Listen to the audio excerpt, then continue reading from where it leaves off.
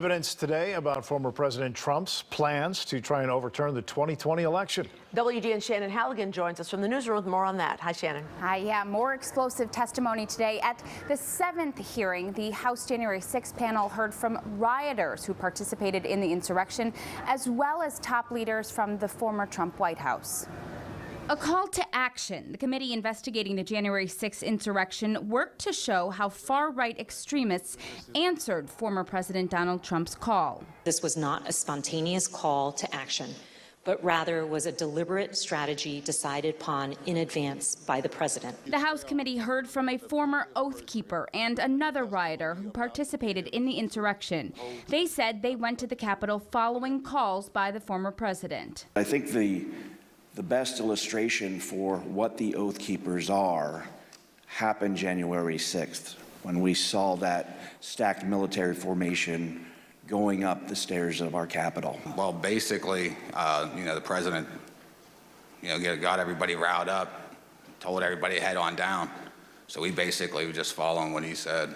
Leading up to January 6th, the panel showed others were concerned about the president's plans. That included a drafted executive order to seize voting machines. As you'll see in this clip, the president asked Attorney General Bill Barr to have the Department of Justice seize voting machines in the states. My recollection is the president said something like, well, we could get to the bottom. Some people say we could get to the bottom of this if the department seized the machines. The panel played audio from Congresswoman Debbie Lesko of Arizona, who expressed concerns on January 5th.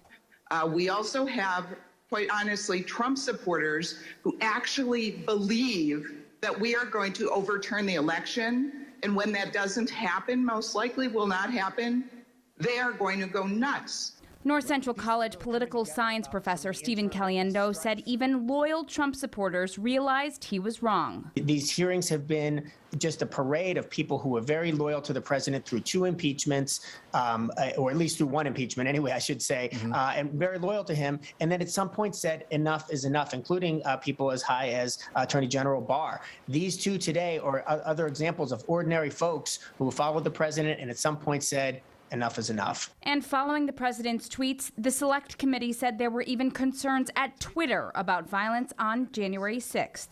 What was your gut feeling on the night of January 5th?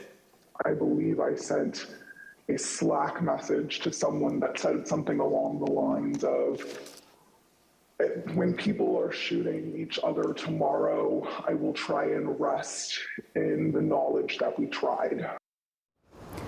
Also revealed today, Congresswoman Liz Cheney raised concerns about witness tampering. She said former President Trump contacted a person who was talking to the panel about the investigation. The committee has since notified the Justice Department. Live in the newsroom, Shannon Halligan, WGN News. Thank you, Shannon.